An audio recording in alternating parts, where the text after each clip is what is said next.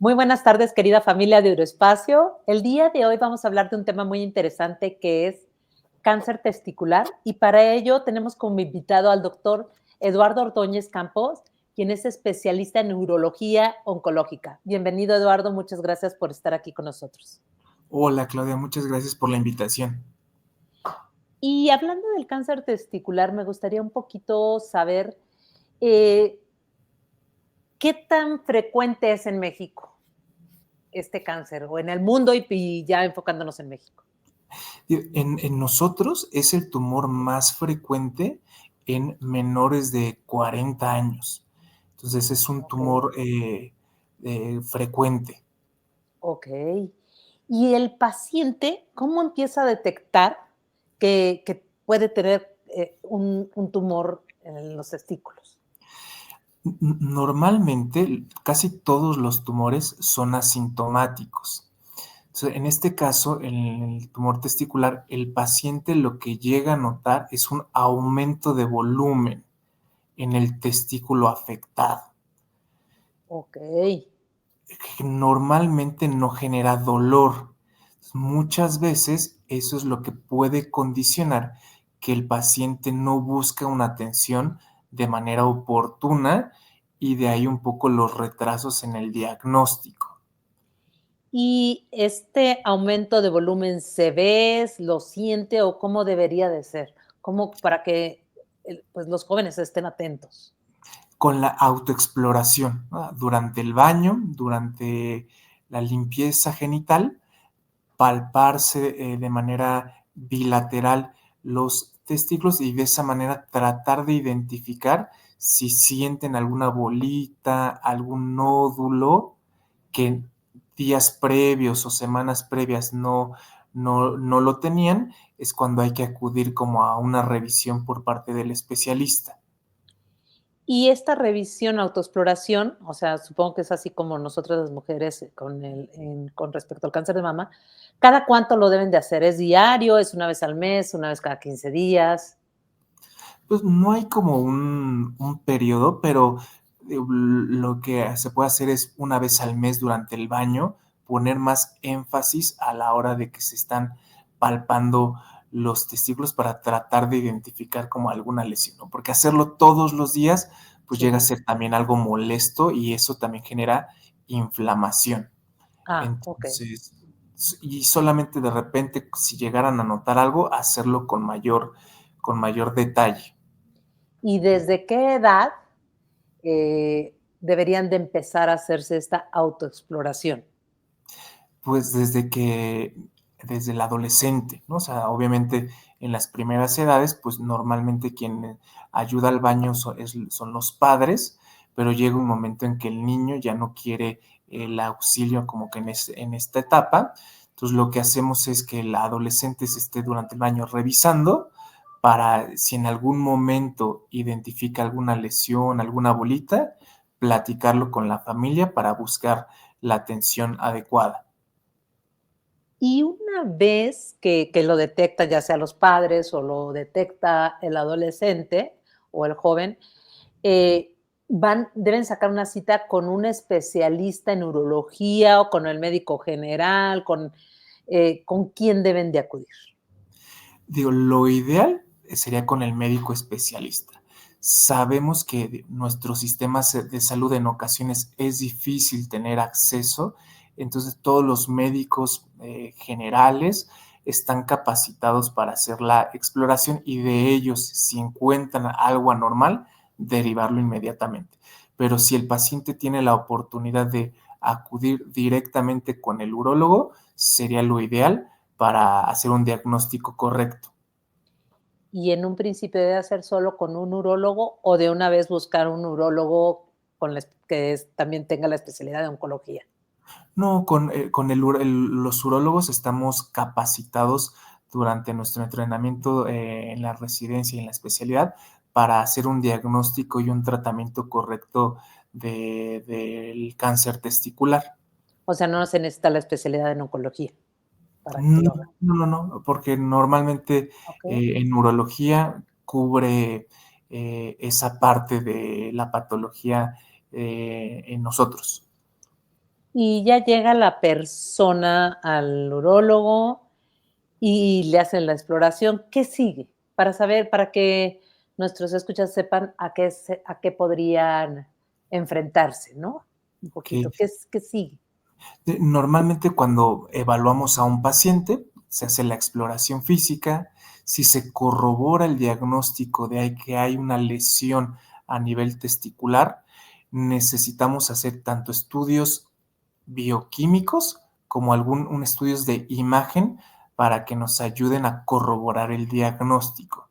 Entonces, normalmente al paciente le solicitamos un ultrasonido testicular Doppler que nos permite ver las características anatómicas del parénquima testicular y del tamaño del tumor, junto con marcadores tumorales, que son exámenes de sangre que se debe de practicar el paciente para poder clasificar de manera correcta la enfermedad. Okey. Entonces, ya se le detecta, digamos que habrá casos que pueda ser benigno o maligno, tristemente, ¿no? ¿O solo es maligno? Normalmente puede haber tumoraciones a nivel testicular que son benignas, pero para eso son los estudios, ¿no? Corroborarlo con un estudio de imagen que nos va a permitir diferenciar esta situación junto con los marcadores de sangre. Okey. Si es benigno, supongo que vamos a platicar de las 2 cosas, ¿no? Para ver Correcto. las 2 derechos. Si es benigno, ¿se opera o es tratamiento o sigue nada más en revisión? ¿Qué pasaría? Si es algo benigno, muchas veces se debe a un proceso inflamatorio infeccioso. Entonces, el paciente con antibiótico, analgésico, antiinflamatorio, normalmente el cuadro debe de mejorar y la lesión debe de disminuir de tamaño o desaparecer por completo. Cuando se corrobora que es un tumor, la conducta indicada es tratamiento quirúrgico. En el cáncer testicular, sí, de primera instancia el tratamiento médico no estaría indicado. Okey. Y digamos que hay diferentes niveles de o mediciones de cáncer, ¿no? Yo sabía que, por ejemplo, en las mujeres se clasifica virras 1, virras 2, virras 3, etcétera, lo Ujú, que es mama. En los hombres, próstata, Gleason 1, 2, etcétera, ¿no? Aquí correcto. en testicular hay también, un rango, ¿cómo se clasifica? Sí, hay una clasificación que es precisamente histológica y son normalmente, generalmente dos grupos, son como los tumores germinales y tumores no germinales.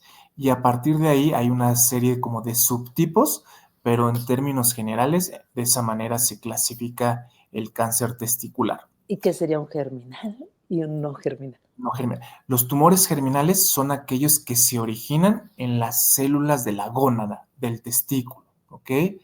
Los tumores no germinales son aquellos que se originan en la misma zona, pero que no dependen específicamente de las células que se encargan de la función endocrina o sexual que tienen los testículos. Y en ambos casos se trata igual, se extirpa el tumor, se quita el testículo, ¿qué pasa? Sí, el tratamiento es el mismo, ¿no? O sea, se hace la cirugía y se debe de hacer una corroboración por medio de patología. Y el patólogo es el que nos va a decir la clasificación 100% correcta y a partir de ahí las características del tumor, el tamaño, si hay afectación como de algunas estructuras vasculares o linfáticas que existen a nivel testicular y de esa manera ver si el paciente amerita o no algún tratamiento complementario, que en este caso sería quimioterapia. Okey. Y digamos que entonces siempre se va a extirpar por lo general el testículo, tal cual. Correcto, Para un joven esto debe ser como fuerte, ¿no? Es como también el cáncer de mama, como cualquier cáncer es fuerte. Eh, correcto. ¿Qué pasa? ¿Qué necesita de ayuda también el joven? Porque, pues, esto es entre dices, entre la adolescencia y antes de los 40 normalmente, Entonces, correcto.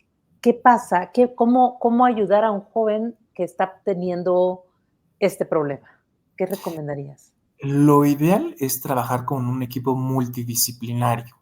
Muchas veces mandamos al paciente con psicología o si es necesario con psiquiatría como para platicar un poco al respecto y muchas veces lo que hacemos es durante la cirugía, como nosotros extirpamos un órgano, lo que hacemos es colocar una prótesis, ¿ok?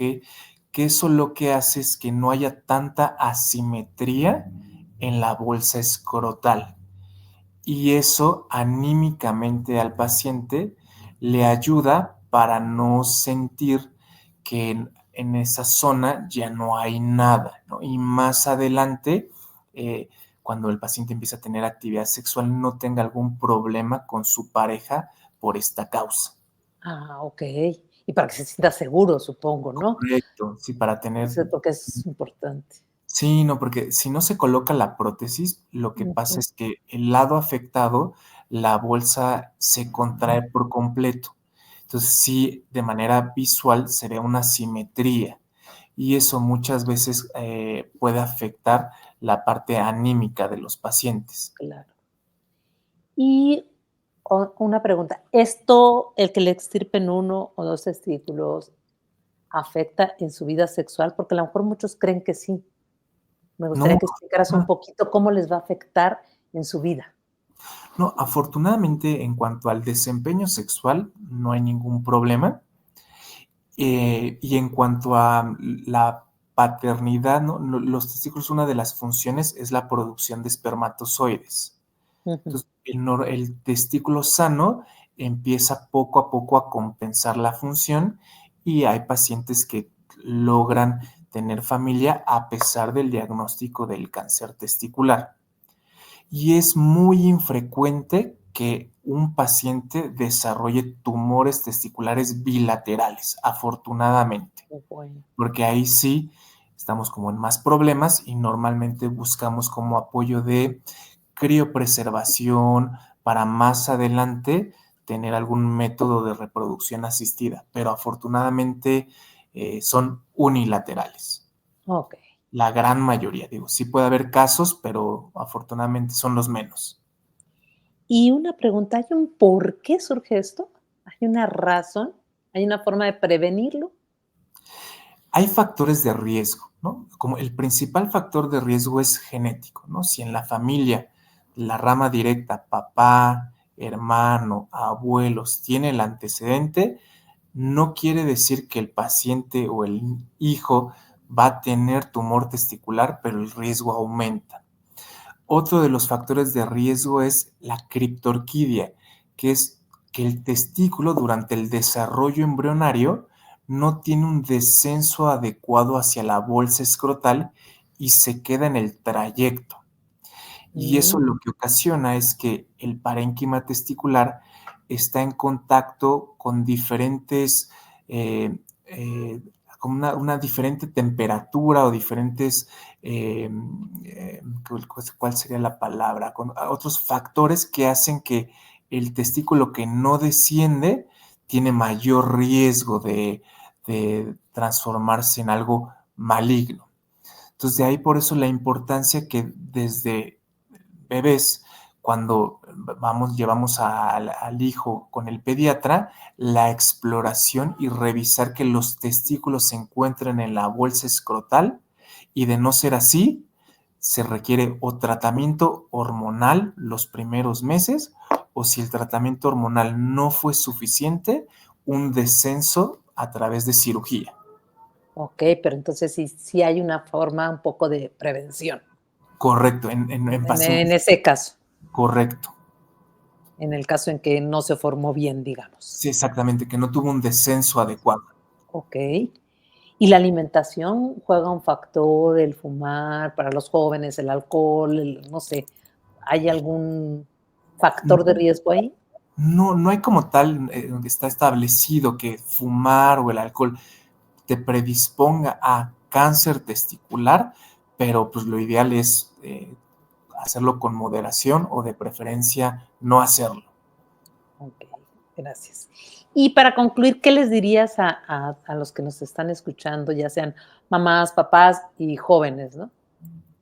Pues que en el momento de que ellos identifiquen algo distinto, lo platiquen, ¿no? Platíquenlo con mamá, con papá, para buscar la atención inmediata, ¿no? Desafortunadamente, algunos pacientes, por el miedo de platicarlo con la familia, lo hacen de manera tardía, en donde sí hay tratamiento, pero a veces es más complicada la evolución en los pacientes. Perfecto, pues ya lo saben, amigos, no se queden con el tema, con la cosita, platíquenlo y acudan al médico, eso es lo más importante. Y pues muchas gracias, Eduardo, por esta entrevista que nos concediste, por tu tiempo y esperamos contar contigo próximamente para otros ¿De temas. qué? Muchísimas gracias por la invitación y saludos a todos. Gracias, amigos de Euroespacio, y los invito a que nos sigan aquí en, en YouTube, Facebook e Instagram y que se suscriban a nuestro canal. Hasta la vista, hasta pronto. Hasta luego.